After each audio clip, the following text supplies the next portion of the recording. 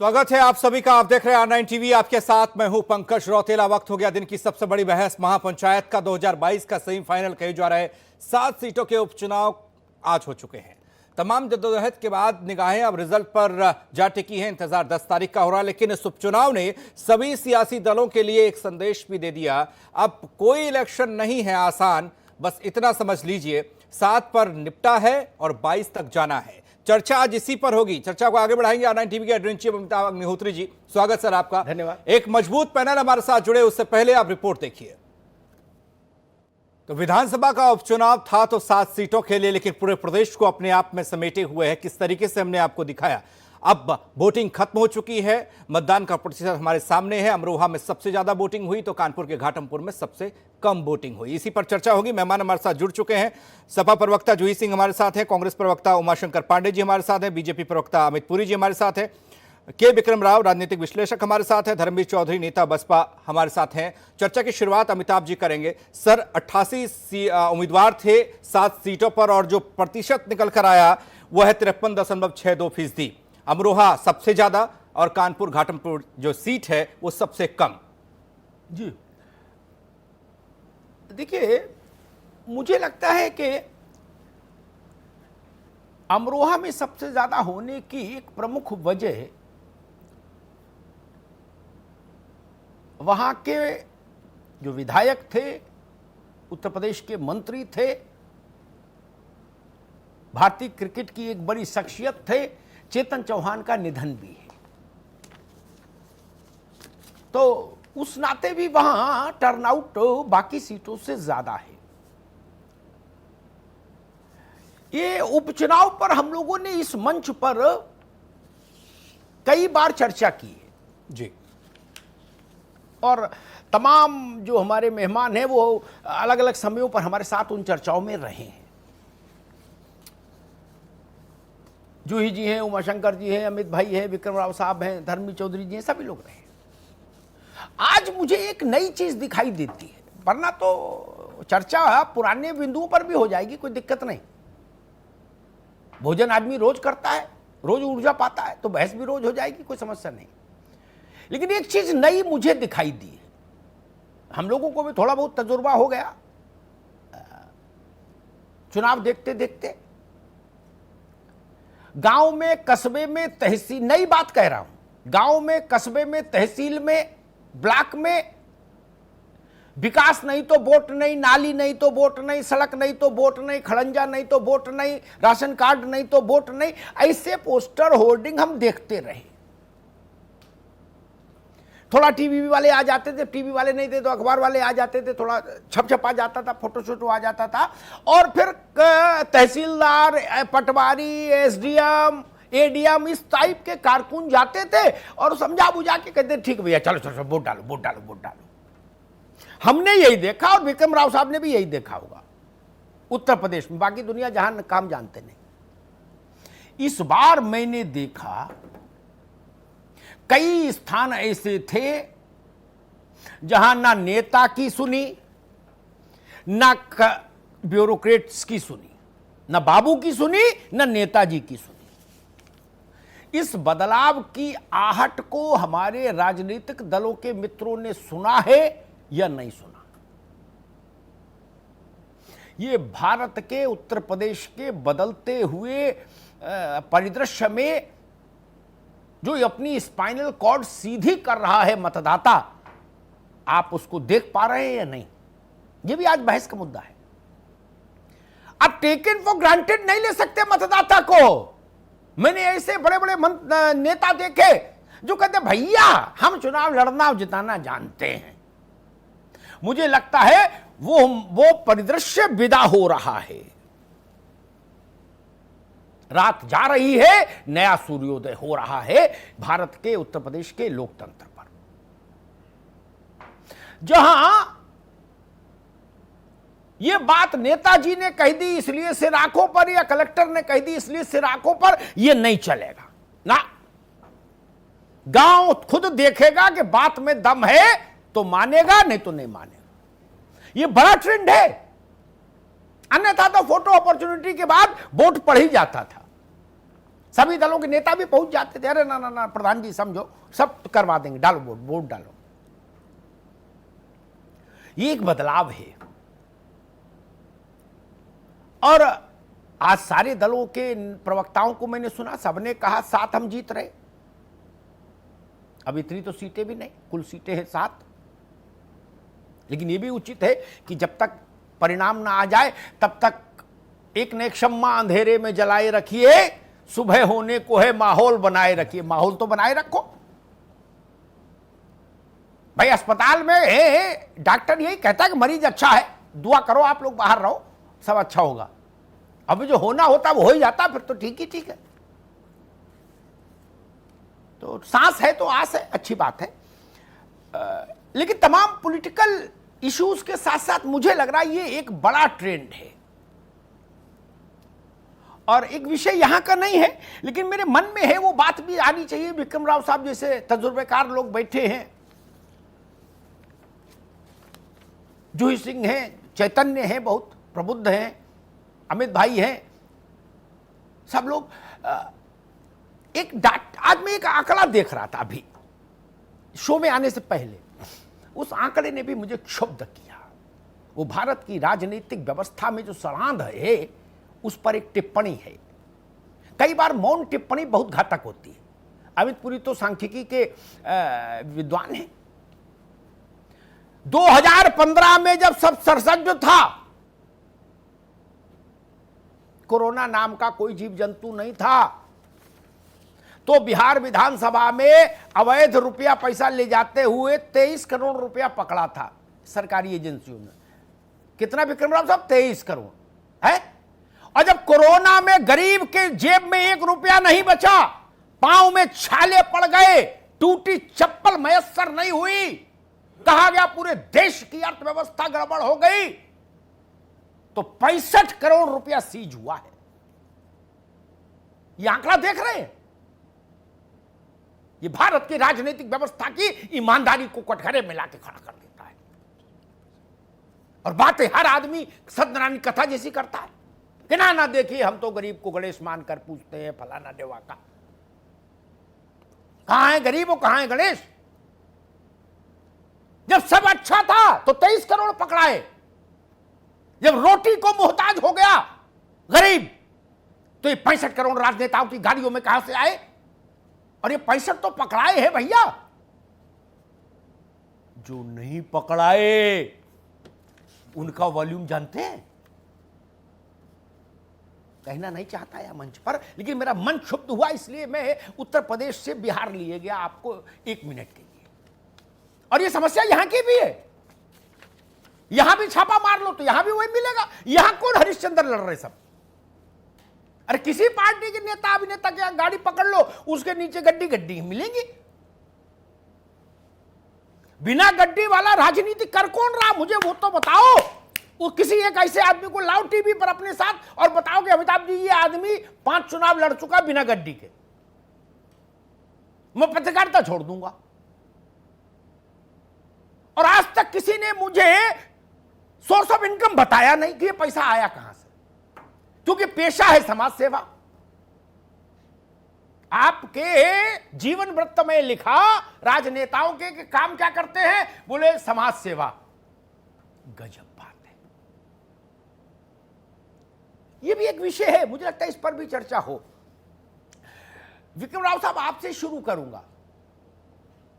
आज उत्तर प्रदेश के जिन इलाकों में वोट हुआ 7 असेंबली कॉन्स्टिट्यूएंसीज में, उनमें कई गांव ब्लॉक ऐसे निकले जिनमें ग्रामीणों ने राजनेताओं की वादा खिलाफी, अधिकारियों की वादा खिलाफी के विरुद्ध वोट न करने का प्रण लिया और उस प्रण को शाम 6 बजे तक निभाया।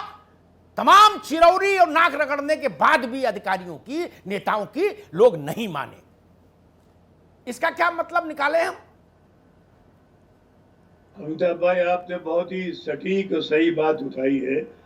ये जनाक्रोश की अभिव्यक्ति है और हर बड़ी क्रांति के पीछे शुरुआत ऐसे ही होती है।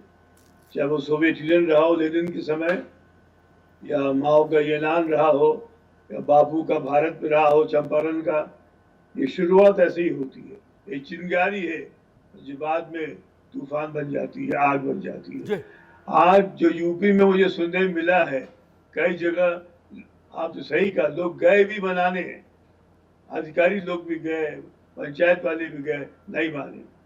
लेकिन जिम्मेदारी किसकी है? Whom will you blame for this? ठीक बात। मेरी राय में अमिताभ भाई, सीधी सरल बात है, डायग्नोसिस ये है कि वहां के जिला अधिकारी, जिला प्रशासन और वहां के जो एमएलए, सिटिंग एमएलए थे, वो तो मरी गए बेचारे, लेकिन उनके पार्टी वाले वो सीधे तौर पर जिम्मेदार हैं इस जन आक्रोश के। क्यों उन लोगों ने पिछले 2.5-3 साल में, जब से उनकी पार्टी के एमएलए थे, कि सड़क खरंजा बन जाए, पानी की व्यवस्था हो जाए, लोगों की मांगे पूरी हो जाए, क्या लाचारी, क्या होता ही है। जब तक वो लोग विधानसभा में आके हमला नहीं करेंगे, और जो पहले से हुआ था, एक बार आ जाएंगे 1 करोड़ लखनऊ में जी, भागते नहीं बनेगा लोगों से। चप्पल छोड़ के भागे थे कामराज नाडर, आपको याद होगा, जो कांग्रेस पार्टी के अध्यक्ष थे। जन आक्रोश हुआ था साधुओं का गौ आंदोलन पर।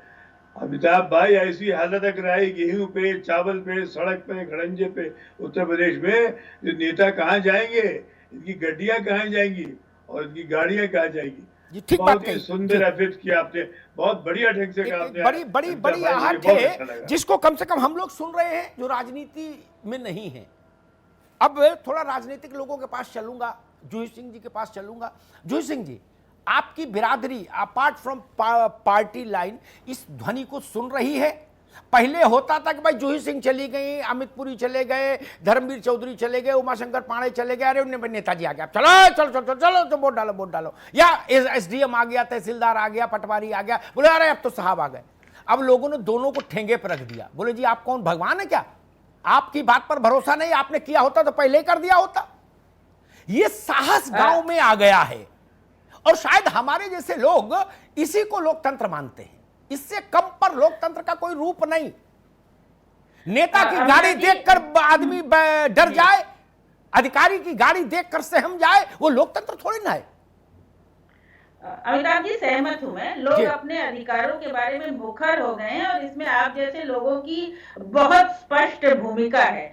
जो भले हम लोग कोई और बात कर ले, लेकिन बार बार जो मुद्दे होते हैं उसको आप उठाते हैं। जो जनता की जरूरत होती है, जनमानस क्या सोच रहा है, उसकी आवश्यकता क्या होती है, उसको उठाती है। और ये भी बात सही है कि जनप्रतिनिधि कहीं ना कहीं बहुत संवेदनशील नहीं रहे। हमने कोरोना काल में एक बड़ी कठिनाई का सामना किया। उसमें अगर किसी भी इलाके का और किसी भी दल का जनप्रतिनिधि अगर एब्सेंट रहा, या उसने अपनी उपस्थिति नहीं दर्ज कराई, फोन नहीं उठाया, किसी की मदद नहीं की, तो जनता के मन में ये बात रहती है। और साथ ही जो वोट नहीं करना, जगह जगह से ये खबर आई कि गांव के गांव, या जिसको कहें हम चौराहे या मोहल्ले, कह रहे थे कि हम वोट नहीं करेंगे। तो जनता समझती है कि विधानसभा में, जो मैं शुरू से कहती थी कि हर जगह के कुछ स्थानीय मुद्दे होते हैं, और उन मुद्दों का पूरा होना, जब हम विकास की बात करते हैं तो बड़ी बड़ी बात करते हैं कि हम इतनी सड़कें बनवा देंगे, हम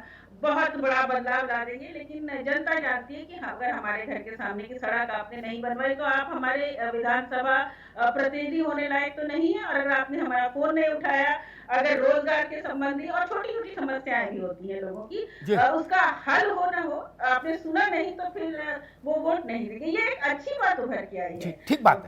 भावना का अभाव रहा है, जो बहुत अच्छी बात है। लोग सोच समझ के वोट दे रहे हैं। तो मुझे लगता है कि सभी पार्टियां अच्छा लड़ी हैं, और जो भी परिणाम होगा वो एक दिशा जरूर निर्धारित करेगा। 2022 का कोई भी पार्टी वोटर को अब ग्रांटेड फॉर नहीं देगी। आप ठोस बात करिए और उस पर वोट लीजिए। जी अमिताभ, बहुत अच्छी बात कही आपने। उमाशंकर भाई, मैं एक नया सुझाव रखना चाहता हूं, देखते हैं उस पर बहस आगे बढ़ाकर क्या।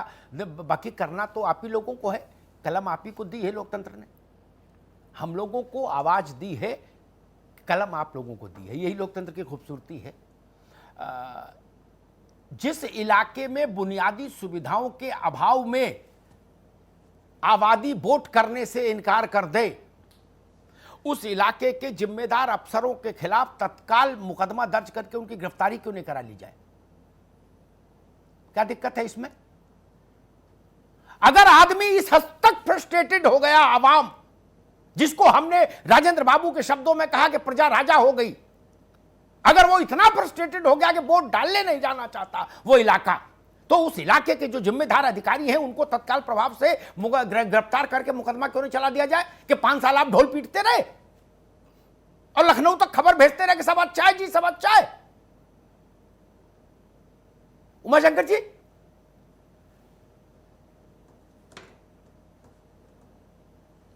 अमिताभ जी, आपने निश्चित रूप से बेहद संजीदा प्रश्न उठाया है, लेकिन करेगा कौन? ये टीएन सेशन जी वाला जमाना नहीं है कि जब फ्री हैंड दे दिया जाए कि जो करना हो करे।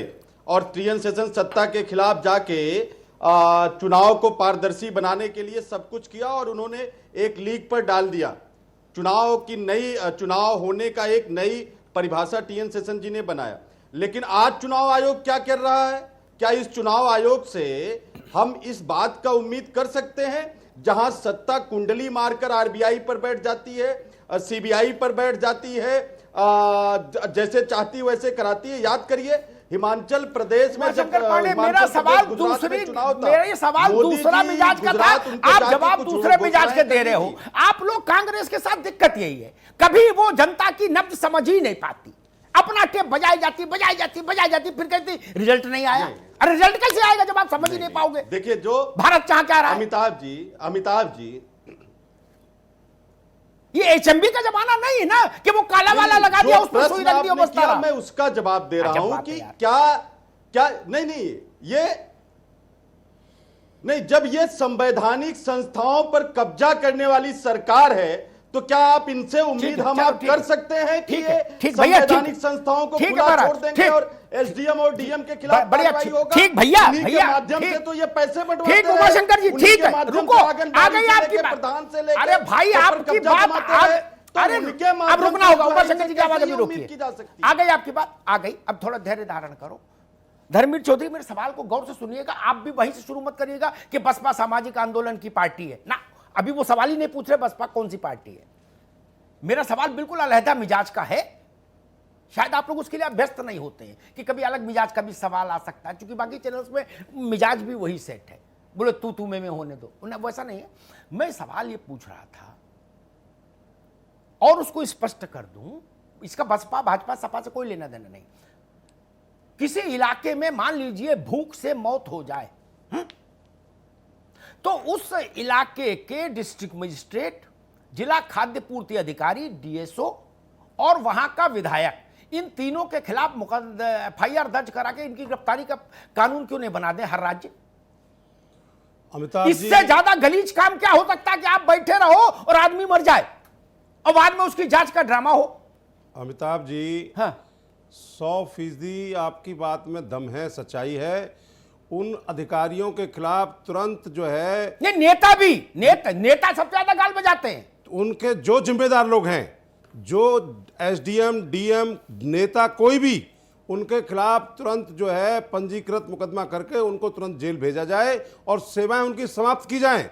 यही बाबा साहब ने संविधान बनाते हुए, लिखते हुए यही सोचा था कि गांव गरीब के लोगों के साथ में ये सरकारें न्याय करेंगी, लेकिन सरकार विफल हो गई। मैं आपको एक उदाहरण देता हूं। आदरणीय बहन कुमारी मायावती जी अपने शासन में एक गांव में निरीक्षण करने आई अंबेडकर ग्राम विकास में। वहां पर नाली खरंजे का जो ढलान था वो नाली का और उसका बराबर नहीं था। बहन जी ने तुरंत संज्ञान लिया और तत्काल प्रभाव से उन अधिकारियों को सस्पेंड करने का आदेश किए। ये होना चाहिए। ठीक भैया, ठीक है, ठीक धर्मवीर भाई।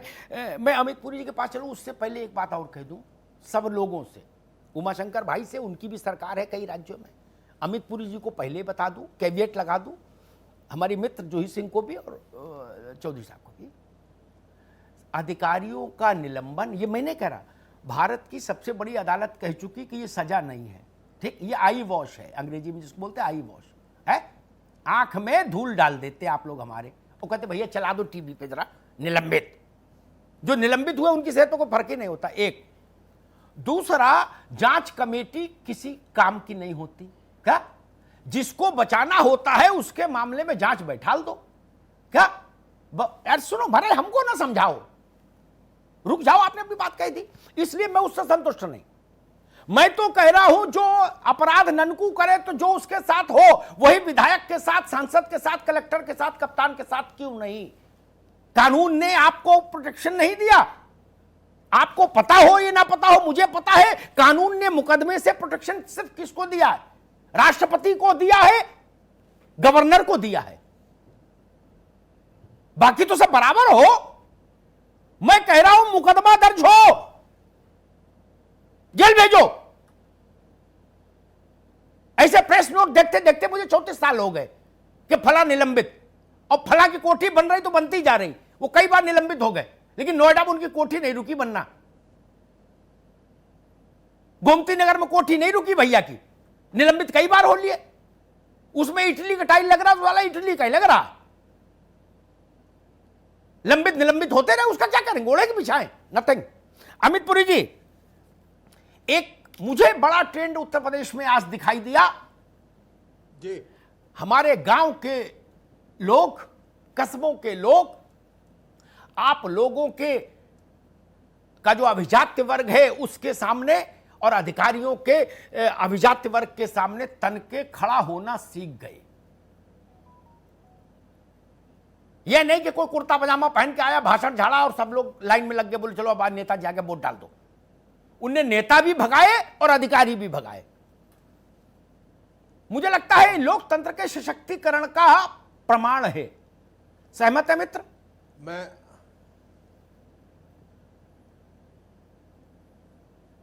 बिल्कुल, मैं अब विषय को रखता हूं और आपसे संबद्ध होते हुए रखता हूं जी।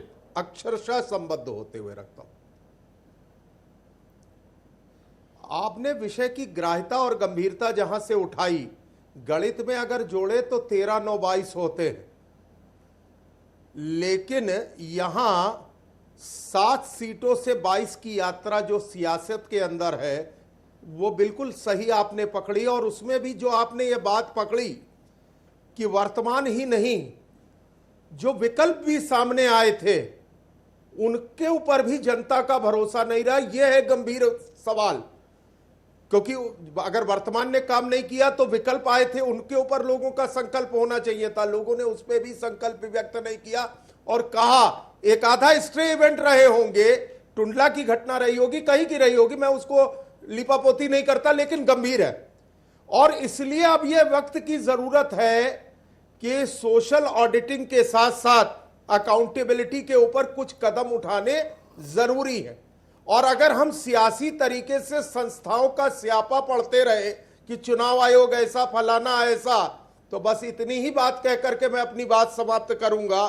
ये तेरा दीवानापन है या मेरी नजरों का कसूर, ये जमाना ही तय करेगा। लेकिन लोगों के दर्द को समझिए। अगर लोग मतदान से दूर रहना चाह रहे हैं और विकल्पों पे भी भरोसा नहीं कर रहे, तो कहीं ना कहीं बात गंभीर है। और प्रशासन की सारी हेकड़ी के बावजूद लोगों ने मतदान न करने के लिए आना ना आना उनका एक गंभीर परिचायक है लोकतंत्र के अंदर। इस पे पूरी राजनीतिक जमात को एक दूसरे के गिरेबां को झांकने की बजाय अपने अपने गिरेबां में झांके, तब जाकर कहीं ये सूरत बदलेगी। क्योंकि हंगामा करना आपका मकसद नहीं था, आपकी कोशिश थी कि यह सूरत बदलनी चाहिए और सीरत बदलनी चाहिए। अमित पुरी ने सत्तारूढ़ पार्टी के प्रतिनिधि होने के बाद भी बहुत अच्छी बात कही, मुझे उससे संतोष का भाव पैदा हुआ।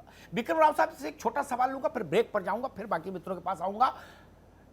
विक्रम राव साहब, मसला इतना सीधा नहीं, उन्होंने मौजूदा वाले को भी भगाया, भूतपूर्व वाली पार्टी को भी भगाया, भविष्य वाली पार्टी को भी भगा दिया। और उन गरीब लोगों ने ये जानते हुए अधिकारी लौटा दिए, जिसमें एसडीएम स्तर के अधिकारी थे, एडीएम स्तर के अधिकारी थे, कि हमको यहीं रहना है, वृंदावन में रहना है और राधे राधे कहना है। उस धारण वाले देश में, उस सोच वाले देश में हमारे गांव का ननकू और रज्जाक खड़ा हो गया, बोले नहीं डालेंगे वोट, होगा तो देख लेंगे लेकिन वोट नहीं डालेंगे। मुझे लगता है ये बड़ा साइन है।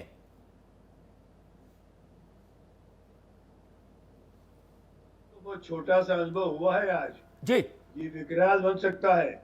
1983 में आसाम में क्या हुआ था, इंदिरा गांधी जबरदस्ती चुनाव करा रही थी, जो एमएलए जीते उनकी जमानत जब्त हो गई, 8% वोट मिले थे। टोटल वोट जो पड़े थे वहां 12 से 15% 1983 में आसाम असेंबली में। असेंबली भंग करनी पड़ी प्राइम मिनिस्टर को, दोबारा चुनाव करना पड़े। वहां की जनता ने दिखा दिया हम वोट नहीं डालेंगे, और नहीं डाला, सरकार नहीं बन पाई। हितेश संख्या कुछ नहीं कर पाया। ये हो चुका है इस देश में, आसाम में।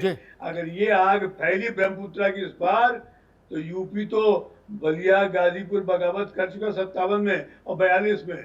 ज्यादा दिन नहीं लगेंगे, ये चिंगारी और फैलेगी सारे उत्तर प्रदेश में। अमिताभ भाई, उसी जनता ने कांग्रेस को 60 सालों तक ठीक है, आशीर्वाद देकर सत्ता के मुझे सीट ब्रेक पर भी जाना है। पहुंचाया ब्रेक के बाद आएंगे, तब बात करेंगे कि इसको राजनीतिक विषय मत बनाइए। हर पार्टी की जहां जहां सरकार है, मैं वहीं का उदाहरण दे दूंगा तो फिर बहुत मुश्किल पैदा हो जाएगी। सब वही कर रहे हो, कुछ बातों पे मान लिया करो कि हम सब लोग वही कर रहे हैं भाई। इसीलिए तो फैसले क्या है, कुछ आगे अच्छा करो यार। बोले इनने नहीं किया, उनने नहीं किया। तब तमिलनाडु का उदाहरण है, बिहार का उदाहरण है, मध्य प्रदेश का उदाहरण है, राजस्थान का उदाहरण है। हर जगह तो एक ही पार्टी की सरकार नहीं है। इसलिए कभी बदलाव के लिए भी सोचिए, बदलाव के लिए भी सोचिए मित्र। ये क्या देश में केवल इतना ही काम बचा है कि बस ईवीएम लग जाए और बटन दबे और कुछ लोगों को शासन करने का अधिकार मिल जाए? वो कपड़ा धुला ले, प्रेस करा ले, कलफ लगवा ले और शपथ ले, उसके बाद मौज काजू खाएं। ये तो नहीं लोकतंत्र। अरे कभी जनता की भी सुनी जाएगी कि नहीं? ब्रेक के बाद आते तो चर्चा करते हैं। तो कहीं बहिष्कार तो कहीं वोटिंग अपार, यही रहा आज दिन भर उत्तर प्रदेश का हाल। सीधे चल रहे हैं अमिताभ जी के पास, प्लीज सर। देखिए, आज बहस जो पहले दोपहर में मेरे दिमाग में थी वो ये थी कि इस सब पे भाई कौन किसके दावे कितने हैं उस पर करनी है। लेकिन शाम होते होते हुए मेरे हृदय ने कहा कि हम सब जीत रहे हैं, ये संवेद स्वर में सुनने से अच्छा है इस बुनियादी मसले पर बात हो जाए। बिल्कुल। कौन जीता कौन हारा 10 खुद देख लेंगे, वो कोई इतना बड़ा विषय नहीं, और ना इतने बड़े प्रदेश की तकदीर कोई बदल रही 7 सीट से। उमाशंकर जी, मसला ये नहीं कौन पार्टी कहां सरकार में है, मसला ये कि हमने आजादी के 75 साल होने जा रहे, हमने अभी तक दायित्व निर्धारित करने वाली राजनीतिक और प्रशासनिक व्यवस्था ही नहीं अपनाई। मेरा अर्थ समझ गया? भारत में किसी राज्य में अभी तक 2 टूक दायित्व निर्धारित करने वाली राजनीतिक और प्रशासनिक व्यवस्था ही नहीं अपनाई। जिले में हाहाकार मच जाए, कलेक्टर की गिरफ्तारी नहीं होगी, आग लग जाए, बहुत होगा, मंत्री नाराज हो जाए, कोई मुख्यमंत्री कोई बड़ा आदमी तो सस्पेंड हो जाएगा, फिर कहीं राजस्व परिषद चला जाएगा। जानती हैं जूही सिंह जी तो सब अधिकारियों का भी मामला, तब भी आधी तनख्वाह मिलेगी, उसके बाद बहाल हो जाएगा, नोएडा अथॉरिटी में चेयरमैन हो जाएगा आके। इसलिए वो सबका कोई मतलब नहीं। और बाकी नेताओं के लिए मैंने कहा था, सांसद विधायकों का दायित्व निर्धारण कहां किया भारत ने कभी? बोले आपका काम भाषण देना है और मौज लो और हूटर लगा लो और झाड़े रहो कलेक्टरगंज। मैं इसके खिलाफ बोलने आया था दोस्त, मैं कांग्रेस भाजपा के चक्कर पड़ने थोड़े ना आया था आज। उमाशंकर भाई, इस पर राजी हो सब लोग कि दायित्व निर्धारण होना चाहिए, गलती हुई तो सजा कलेक्टर को मिले, विधायक को भी मिले, सब कप्तान को मिले, सांसद को मिले, टोटल आनंद लेंगे बिना किसी जिम्मेदारी के। मैंने हाथ उठा दिया, मैं तैयार। बिल्कुल अमिताभ जी, देखिए जी भैया। बिल्कुल अमिताभ जी, मैं आपकी बात का पुरजोर समर्थन करता हूं, पुरजोर समर्थन करता हूं। और लोकतंत्र की खूबसूरती तभी है जब जिम्मेदारी तय हो, अधिकार तय हो, उसकी मॉनिटरिंग हो, और जो दोषी पाया जाए उसको तत्काल उसका खामियाजा भी भुगतना पड़ जाए। हम पुरजोर समर्थन करते हैं और हम चाहते हैं, और शायद बाबा साहब भीमराव अंबेडकर जी की भी इच्छा यही थी, लोकतंत्र में चुनाव जनता के द्वारा, ये जो तथाकथित राजा बने लोग टहलते हैं, उनके कार्यों के समीक्षा का महापर्व होता है। आज जैसे टुंडला में जो हुआ, उनके हाथ में ये हथियार था कि जिन लोगों ने उनका काम नहीं किया है उनको सजा देने का ये महापर्व था आज। और लेकिन लगता है कि वो उनको राजनीतिक जो परिस्थितियां रही हैं उनसे, उनके अंदर एक कुंठा का भाव था कि इसमें से कोई उनके काम पर खरा नहीं उतरा है। ठीक है, शायद ठीक है, इसलिए उन्होंने ठीक है, सभी राजनीतिक पार्टियों को एक संदेश देने का काम किया है। उनकी भावनाओं का सम्मान करना, हम सबको उससे ठीक, बड़ी अच्छी बात, यही भाव रखिए। एक ऐसा राजनीतिक समाज बनाना, लोकतांत्रिक व्यवस्था बनाना कि जो आप कह रहे हैं वो बिल्कुल सही है, उसी के तहत कार्रवाई। ठीक बात है। बहुत पहले 70 के दशक में या 80 के आरंभ में मैंने कभी एक कवि सम्मेलन फरुखाबाद में हुआ था, उसमें किसी कवि को सुना था। उनकी पंक्ति मेरे जहन में आ रही है, किस मौसम को पूजे हम और किस मौसम को गाली दें, किस मौसम को पूजे हम और किस मौसम को गाली दें, राजनीति का सारा वातावरण विषैला है। टुंडला ये कह रहा है, यही सुनना चाहते थे आप मुझसे? किसी का कुर्ता वहां साफ नहीं था टुंडले में। इसी बात को जेपी कहते रहे कि राइट टू रिकॉल दीजिए। ये अनियंत्रित अधिकार वाले सांसद विधायक 5 साल तक पार्किंग की ठेकेदारी जैसा व्यवहार करेंगे क्या? सही है जूही सिंह जी, ठीक बात। एक बार राम नाम लेके पूजा पाठ करके जीत जाए, उसके बाद 5 साल कबड्डी खेलो, ठेंगे पे जनता। फोन उठाएंगे तो उठाएंगे, नहीं उठाएंगे तो नहीं उठाएंगे। मुगले आजम। अमिताभ जी, इसमें केवल राइट टू रिकॉल जनप्रतिनिधि का तो होना ही चाहिए, लेकिन एक और बड़ी समस्या है कि जो अधिकारी के लिए अच्छा होता है वो जनप्रतिनिधि के लिए अच्छा नहीं होता है। और हमारे जनप्रतिनिधियों को भी एक अकाउंटेबिलिटी निरंतर अधिकारियों से लेनी चाहिए। अक्सर ये होता है कि चुनाव हो जाते हैं, उसके बाद बहुत बड़े बड़े नेताओं को हमने देखा है कि वो कैद हो जाते हैं कुछ अफसरों के आसपास, वही सत्य लगने लगता है। इसको भी तोड़ना होगा। राइट टू रिकॉल के साथ शायद विधायकों की कितनी सुनी जाती है।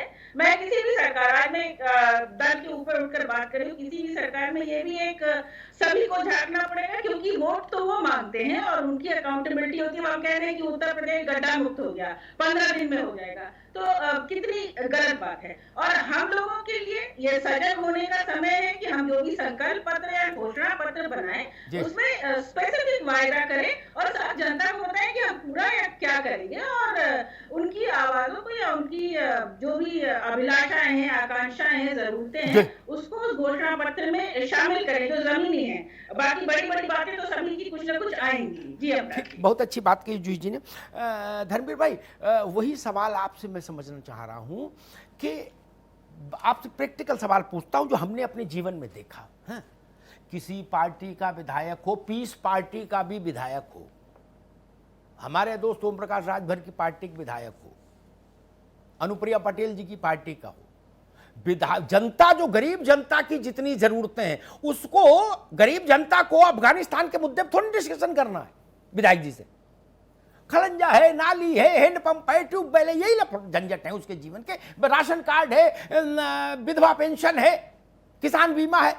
हाँ, जो भी विधायक है, निर्दलीय से लेके किसी पार्टी का हो, छोटी से छोटी, उसकी इतनी चलती है, इतनी चलती है, और उसके निकट के लोग हमेशा मिठाई खाते हैं। इसी से पता लगता है कि विधायक जी की चल रही है। फिर ये मिठाई जनता तक क्यों नहीं जाती भाई धर्मवीर चौधरी? तब नेता कह देता अधिकारी नहीं सुनते मेरी। आपके आदमी को पीडब्ल्यूडी में ठेकेदारी दे रहे हैं अधिकारी, बिजली में ठेकेदारी आपका आदमी कर रहा, सड़क में ठेकेदारी आपका आदमी कर रहा, ग्रामीण सिंचाई में ठेकेदारी आपका आदमी कर रहा, और अमिताभ अग्निहोत्री ने कह दिया मेरे घर के बाहर के सड़क के गड्ढे भरवा दो, तो कोई अधिकारी नहीं सुन रहे। धर्मवीर जी, ऐसे कैसे चलेगा भाई? नहीं, अमिताभ जी बिल्कुल सही है आपकी बात। जो जनप्रतिनिधि चुनकर जाते हैं उनकी पूरी जिम्मेदारी बनती है कि वो उस जनता के वोट के और उस जनता के साथ न्याय करें, और जो उनकी प्राथमिक समस्याएं हैं, चाहे वो नाली की है, खरंजे की है, राशन की है, दुकान की है, मकान की है, उस पर फोकस करें। और ये सरकारों को ऊपर से नीचे तक सोचना पड़ेगा, तभी ये व्यवस्था बदल सकती है। हमारा संविधान बहुत मजबूत है, लेकिन जो करने वाले लोग हैं वो मजबूत इरादों के नहीं हैं। अमिताभ जी, मैं आपको पूरी जिम्मेदारी से कह रहा हूं कि जब बहन जी शासन में आई तो उन्होंने अंबेडकर ग्राम विकास योजना के तहत सैकड़ों गांव में जहां कभी विकास नहीं हुआ वहां तक विकास पहुंचाया। गरीब आदमियों को धर्मवीर भाई फिर वो कभी फिर और कर लेना, वो हम लोग उस पर चर्चा करेंगे जब पार्टियों पर। आज पार्टी छोड़ नहीं तो ये कांग्रेस के लोग या ये बीजेपी के लोग, ये इनकी जिम्मेदारी है ना, जो सरकार में बैठे हैं। बात पूरी हो गई। जो आज अमरोहा में हुआ धर्मवीर जिम्मेदारी बीजेपी की सरकार की है। ठीक है, थैंक यू। रुक जाइए, किसकी जिम्मेदारी है ये? भैया चौधरी साहब, ये पुरी साहब जो यहाँ प्रवचन दे रहे हैं, ये इनकी जिम्मेदारी है आज की डेट में। मेरे शो की मर्यादा रखिए महाराज, ये टूंडलम चुनाव हो रहा है क्या ना? विक्रम राव साहब, एक बड़ा गांव देहात का सवाल पूछते हैं। कोई विधायक देखा आपने ऐसा जिसके म्युनिसिपल जुरिस्डिक्शन में, जहां का वो विधायक हो, कोई पार्टी का हो, ठेके कोटे पट्टे में उसके आदमियों की न चलती हो, वो जहां हैंडपंप लगवाना चाहे वहां न लगे, उसके लोगों का 5 साल में जीवन स्तर न बदल जाए, साइकिल वाला मोटरसाइकिल पर मोटरसाइकिल वाला, बोलेरो पर बोलेरो वाला, फॉर्च्यूनर पर, सफेद कुर्ता, सफेद पैंट, सफेद जूता, 5-7 अंगूठी, 250 ग्राम की चेन गले में है। और जब जनता पूछती विकास क्यों नहीं हुआ तो कहते अधिकारी मक्कार है, करते नहीं, क्या करें? विक्रम राव साहब। अमिताभ भाई, बहुत कड़वा सच आप बोल रहे हैं, ये यथार्थ है, हम लोग खुद महसूस करते हैं इस बात को। लेकिन एक राजनीति शास्त्र का छात्र होने के नाते मैं ये महसूस करता हूँ, it is a failure of the party system. लोकतंत्र में पार्टियों को बनाया गया है इसी उम्मीद से कि आप सरकार और जनता के बीच पुल बनेंगे। वो पुल ही जब जर्जर हो गया तो सरकार तो कोताही करेगी, जनता कोई सुनेगा नहीं, तो पूरा सिस्टम फेलियर है। ये हैरोल्ड लास्की ने क्या कहा था? The source of law is individual consenting mind. व्यक्ति की बात चलेगी तभी लोकतंत्र सफल होगा। क्यों नहीं हो रही बात? और कितने साल और चाहिए? 75 साल हो गए। तो आगे क्यों पार्टी जब टिकट बांटती है विधानसभा का या म्यूनिसिपैलिटी का, पंचायत का, क्यों नहीं विचार करती कि आपने पिछले 5 साल में क्या काम किया, उपलब्धियां हुई, टूंडला सरी की बातें क्यों हुई जी, और उसका दंडित कौन होगा? ये राजनीतिक को दंडित करना पड़ेगा, पार्टी वर्कर को। IAS वाला आएगा चला जाएगा, वो तो सिविल सर्विस है 311 आर्टिकल में, वो अंगद के पैर जैसे, उनको हटा नहीं सकता है। लेकिन पार्टी सिस्टम की कहने यही है कि आपको पार्टी वर्ग दंडित करना पड़ेगा। तुम क्यों सो रहे थे? तुमने क्यों नहीं किया? आज जो जनता ने विद्रोह किया है, वो जो पार्टी के MLA थे, बीजेपी के MLA थे, बीजेपी क्या कर रही थी? 2.5 साल रहे उनके MLA साहब, बेचारे चले गए जन्नत नशीन है। लेकिन क्यों नहीं उन्होंने संपर्क स्थापित किया, ये बनवाई, ये सब चीजें, खर्चा दूर करवाया? ठीक बात है, उनकी जिम्मेदारी है। ये मसला देखिए, मैं इसको टूंडला तक कन्फाइन नहीं करता। ये जहां जहां अवसर मिलेगा, जयप्रकाश जी की क्रांति भी हम लोगों ने देखी, पूरे देश में एक दिन में डंका नहीं बजा था। मैं तो चाहूंगा ये क्रांति गाजियाबाद से गाजीपुर और बस्ती से बहराइच तक प्रवेल करे। एक छोटा सा सवाल मुझे और ध्यान आएगा, जूही सिंह से ले लूं, फिर अमितपुरी जी के पास चलूंगा। जूही सिंह जी, एक और प्रैक्टिकल बात कहता हूं जो जनता को समझ में आए। छोटे से छोटी पार्टी के MLA जो कदकाठी में भी छोटा हो, वैसे ले लो क्या? उसके घर के बाहर भी कहीं आपने खड़ंजा सड़क टूटी देखी? कभी पानी का संकट देखा? कभी फीडर फेल हो गया तो बिजली नहीं आ रही, ऐसा देखा? एक उदाहरण दे दूं आपको, कुछ और कहें उससे पहले। इसी उत्तर प्रदेश में एक जनप्रतिनिधि थे, विक्रम राव साहब, जूही सिंह सुन लीजिएगा, वो मंत्री हो गए, मंत्री हुए, लखनऊ में बैठे, उनका एक मकान गाजियाबाद में भी था।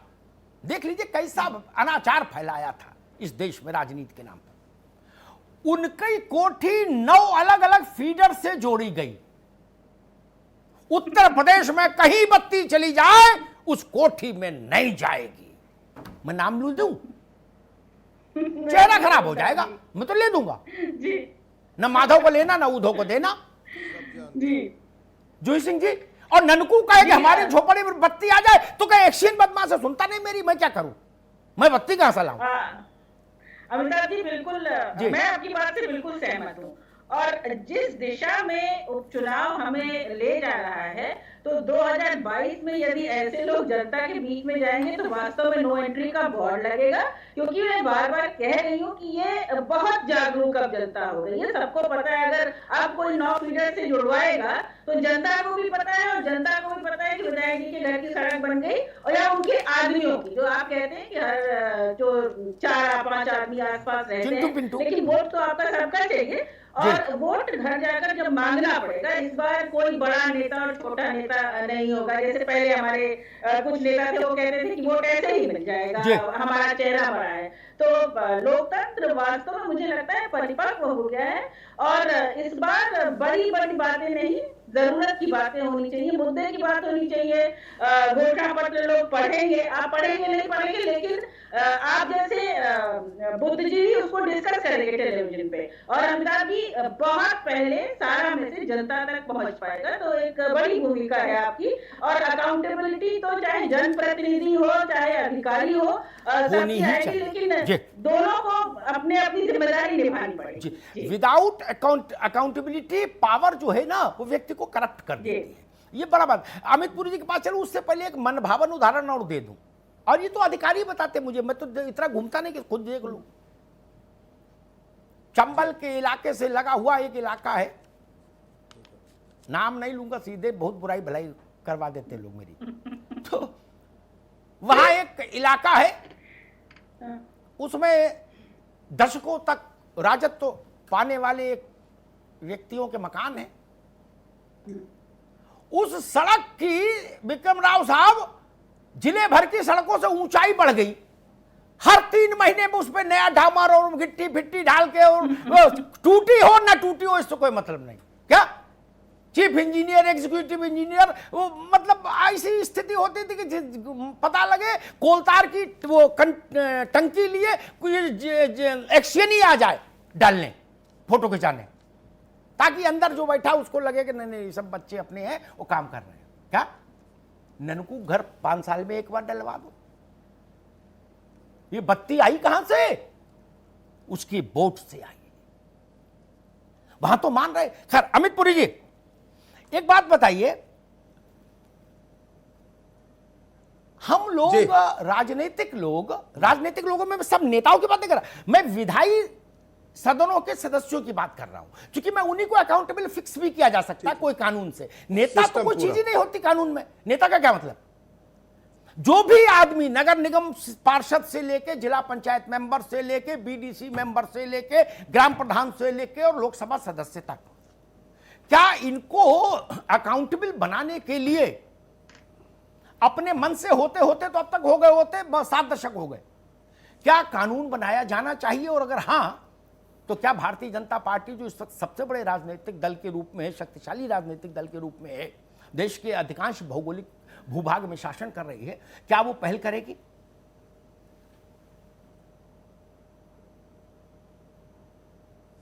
बहुत संक्षेप में छोटे छोटे वाक्य। हाँ, पक्षधर है।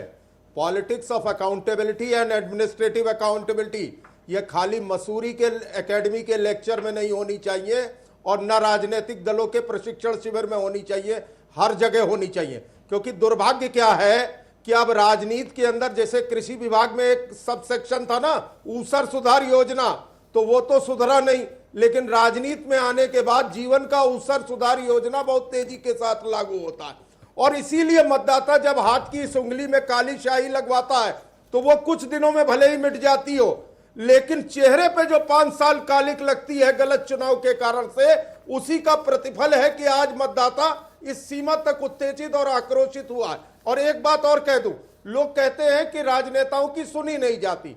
विधायक जी का कूपा बुक हो जाएगा AC1 में, चाहे रेल में टिकट हो या ना हो, 3 गन लाइसेंस मिल जाएंगे, चाहे हो ना हो, फीडर से बत्ती जुड़ जाएगी। मुझे मालूम है किनके बारे में कह रहे हैं। अभी उनके घर के बाहर इंटरलॉकिंग अच्छी वाली हजरत लखनऊ में थी, और पूरी उखड़ के फिर बिछाई गई। मैं गुजरा था, उस सड़क से गुजरता हूं भाई, मैं तो 2 व्हीलर से चलता हूं, जानता हूं कि क्या होता है क्या नहीं होता। तो असलियत यह है कि अब यह समय है कि अकाउंटेबिलिटी के ऊपर बात होनी चाहिए। Politics of performance and administrative accountability, दोनों के ऊपर चर्चा होनी चाहिए। नहीं तो ये जो अब मतदाता की दोस्ती है ना राजनेताओं के साथ, ये इस स्थिति तक पहुंच गई है कि अब ये किसी भी समय ऐसी स्थिति तक टूट जाएगी और फिर आप अरस्तु, प्लेटो, लवास्की किसी के सिद्धांत ले आइए, वो हिंदुस्तान की जमीनी असलियत के अंदर उसका कोई काम नहीं है। ये चाणक्य के महावाक्य केवल पढ़ते रहिए, गुनाते रहिए, क्योंकि आवाम ये जान चुकी है ये हमसे चुना गया है, जन का प्रतिनिधि है, लेकिन ये जनगण मन का गण नहीं करता, ये स्वांता सुखाय का गण कर रहा है। और ये दर्द है आम आदमी के दिल का, जिसको ठीक है पुरी जी, अमिताभ जी के पास चल रहे हैं पूरी टिप्पणी के लिए। राजनीतिक प्लीज सर, जमात प्लीज को रुकना होगा। अमिताभ जी जी, अमित भाई ने जो बात कही अगर वो क्रियान्वित हो जाए तो विक्रम राव साहब मेरी बात से शायद सहमत होंगे, वो बड़े क्रांतिकारी व्यक्ति रहे हैं। 15 अगस्त 1947 के बाद की ये सबसे बड़ी घटना होगी भारत के भविष्य इतिहास में। अगर उत्तरदायित्व विधिक रूप से निर्धारित हो जाए, अभी उत्तरदायित्व का कोई मतलब नहीं। अपनी पार्टी के सरकार जब रही है, चाहे पूर्व में रही हो चाहे वर्तमान में हो, हर पार्टी का मुखिया खुद ही कापी पर्चा देता, खुद ही नंबर दे देता। बिल्कुल, उस अकाउंटेबिलिटी को मतलब है। या दूल्हे की बड़ाई दूल्हे की मौसी कर रही, बताइए मौसी से क्या काम? मौसी तो कहेंगे लड़का अच्छा है, अरे बिटिया की मौसी कहें दमाद अच्छा है तब ना बात होगी। हर आदमी अपने मुंह मियां मिट्टू बना हुआ करे, जी हमने क्रांति स्वर्ग बना दिया, और जनता कह रही कि स्वर्ग तो दिख ही नहीं रहा। अब मुझे लगता है उस वक्त जो भारत की सार्वकालिक सर्वोत्कृष्ट सामूहिक प्रतिभा थी, जिसने देश की आजादी में योगदान दिया, जिसने भारत के लिए एक बहुत सुंदर संविधान दिया, संविधान सभा की बहसें मैंने पढ़ी, मुझे बड़ा गर्व हुआ कि उस समय भारत में ऐसी ऐसी उद्भट प्रतिभाएं थी। लेकिन अब नाथने का समय है, नाथने का। नाथना समझते होंगे लोग। अब नकेल पड़नी चाहिए। तंत्र ही तंत्र बचा, लोक की तो सुनवाई नहीं हो पाती। एक छोटी सी बात और कहता हूं, मुझे पता है यहां हां कर देंगे, पार्टियों में दफ्तर में जाएंगे तो कहेंगे कहां इसी बहस में फंस जाते हो, ऐसा रास्ता बताते हैं अग्निहोत्री जी, बताइए है? फिर हम लोग राजनीति क्यों करेंगे? फिर दुकान नहीं खोल लेंगे अगर इतने फंसना है। अरे फ्री का लड्डू मिले तो खाएंगे, नहीं तो क्यों जाएंगे उधर? एक और सुझाव देता हूं, मैंने इसकी वकालत बहुत समय की, लेकिन मेरी एक सीमा है, उसके आगे तो चीज नहीं जा सकती। भाजपा है, कांग्रेस है, दो तो राष्ट्रीय पार्टियां हैं, दो बड़ी रीजनल पार्टीज हैं हमारे साथ, बसपा है, समाजवादी पार्टी है। क्या हम लोग, इसका चुनाव आयोग और सुप्रीम कोर्ट को लेना देना नहीं, लोकसभा में बनेगा, क्या हम लोग ऐसा कर सकते हैं राजनीतिक दलों के घोषणा पत्र को जनता और पार्टी के बीच में हुए विधिक करार के रूप में मान्यता दे दें? जैसे किसी भी काम में एक लीगल डॉक्यूमेंट बनता है, एक लीगल डॉक्यूमेंट बनता है, दो पक्षों के बीच करार, ठीक? अगर आप सरकार में आगे नहीं आए तो वो फाड़ के फेंक दीजिए, फिर तो कोई 5 साल बाद ही काम आएगा, नया बनेगा। अगर आप सरकार में आ जाएं तो गजरौला का ननकू और तिंदवारी का रज्जाक आपके खिलाफ मुकदमा कर सके, पार्टी अध्यक्ष के खिलाफ, कि भैया आपने इसमें लिखा था 1 लाख का कर्जा माफ, बैंक गया, बैंक वालों ने भगा दिया और 2 डंडे और मारे, तो मुकदमा तो कर सके हम आपके खिलाफ। आपने कहा 24 घंटे बिजली आएगी, मेरे मोहल्ले में आ रही है, गांव में आ रही है 8 घंटे, अधिकारी सुनने को तैयार नहीं, तो हम आपके खिलाफ जाके सिविल कोर्ट में मुकदमा कर देंगे। तब कम से कम प्रतिदिन 25-30 हजार नोटिस तो पार्टी के अध्यक्ष जी को जाएंगे जी। क्या बुराई है इसमें? आप सब लोग सच्चे हो, मैं आप पे आक्षेप नहीं करता, आक्षेप करके लड़ाई क्यों लूं? बहुत ही अच्छे वचन आप लोग घोषणा पत्र में लाते हो, भारत को स्वर्ग बना भी रहे हैं, बनाना भी चाहते हैं, मैं सब बात पे हामी भर रहा हूं। तो जब सब इतना अच्छी अंतरात्मा है तो इसको लीगल डॉक्यूमेंट की हैसियत दे दो ना, क्या दिक्कत है? हम उत्तर प्रदेश में स्वर्ग उतार देंगे, ऐसी बात मत लिखिए। वो बातें लिखिए जो कानून में नापी जा सके। आपने अगर घोषणा पत्र में कहा कि 5000 किलोमीटर सड़क बनाएंगे जी 1 साल, हम एक आरटीआई लगाएंगे, पता कर लेंगे कि 2500 किलोमीटर बनी, हम आपके खिलाफ मुकदमा करेंगे कि आपने बरगलाया, झूठ बात कही और जो ब्रीच ऑफ ट्रस्ट किया। तो कम से कम जेल में तो रौनक रहेगी, बड़े बड़े लोग आएंगे नहीं। और जितने लोग घोषणा पत्र में दस्तखत करें वो सब जेल जाए। बिल्कुल। और एक क्लॉज उसमें यह भी रखो, नहीं तो मायावती जी बच जाएंगी, वो घोषणा पत्र के चक्कर में नहीं पड़ती। यह घोषणा पत्र अनिवार्य कर दो, लीगल डॉक्यूमेंटेशन, नहीं तो कैसे बसपा की सरकार बना ली, कभी तो मुकदमे नहीं हो पाएगा। अगर सब लोग राजी हो जाएं, जनता को कितना आराम मिल जाएगा। आपने कहा हम फलाने क्लास के बच्चों की फीस माफ करेंगे, माफ कर दी तो कोई दिक्कत नहीं, नहीं की तो बच्चा आपके खिलाफ मुकदमा करेगा। जैसे बायर और परचेजर के बीच में एक एग्रीमेंट होता है, व्यापार में विनिमय करने वालों के दो पार्टियों के बीच में एक होता है। हम टेंट बुक कराने जाते हैं जूही सिंह, तब भी एक एग्रीमेंट होता है। हम ड्राई क्लीनिंग पे कपड़े देते हैं तब भी एक एग्रीमेंट होता है। तमाम शर्तें नीचे लिखी होती हैं, छोटी छोटी लिखी होती है ना, कि भाई रंग उड़ जाएगा तो आप मुकदमा नहीं कर सकते कपड़े का, है ना, लेकिन आप कपड़ा खोदोगे तो हम मुकदमा कर सकते हैं जी। क्या? जब हम इतनी छोटी छोटी चीजों पर लीगल बाइंडिंग रखते हैं, है ना, एक ठंडे की बोतल पर मुकदमा हो जाता है, ब्लेड पर मुकदमा हो जाता है, बोले जी दाढ़ी कैसे कट गई। एक वो कोई फुरफुर आता था, वो खुशबू लगाने वाला, उस पर मुकदमा हो गया था, बोले जी ये खुशबू लगाओगे तो ऐसा हो जाएगा, किसी सिरफिर ने मुकदमा कर दिया, बोले ऐसा तो हुआ नहीं। क्या उन इमैटेरियल चीजों पर मुकदमे की छूट है, लेकिन सत्ता और जनता के बीच में जो वादा है वो न्याय की प्रक्रिया से बाहर है। क्यों? उसको लाइए। बिल्कुल। जयप्रकाश आज होते, लोहिया जी होते, वो इस बात की समर्थन में खड़े होते। उससे बेहतर इस लोकतंत्र को कुछ उपहार नहीं हो सकता। जो कहना है वहां लिखिए और माना जाएगा। अगर उत्तर प्रदेश का मसला है कि 25 करोड़ लोगों के और भारतीय जनता पार्टी के बीच में यह एग्रीमेंट हुआ, 25 करोड़ लोग और समाजवादी पार्टी के बीच में एग्रीमेंट हुआ, 25 करोड़ लोग और कांग्रेस के बीच में, प्रियंका गांधी के बीच में हुआ एग्रीमेंट, या मायावती जी और उत्तर प्रदेश के बीच में हुआ, क्या दिक्कत है? यह हो जाए तो समझो वैतरणी पार हो जाए जनता। फिर उसको कभी नोटा दबाने की जरूरत नहीं पड़ेगी, फिर उसको कभी वोट ना डालने जैसी स्थिति तक जाने की जरूरत नहीं पड़ेगी। इस देश ने वोट डालने के अधिकार के लिए कितना लंबा इंतजार किया है। बिल्कुल। कोई मन से वोट न डालने की स्थिति में नहीं जाता मित्र। उसकी पीड़ा को समझिए, उसकी पीड़ा का सम्मान करिए।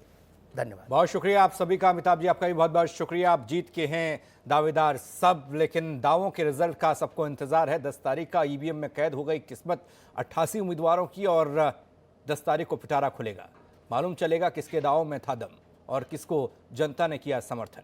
महापंचायत में इतना ही। बाकी खबरों के लिए बने रहिए R9 TV के साथ।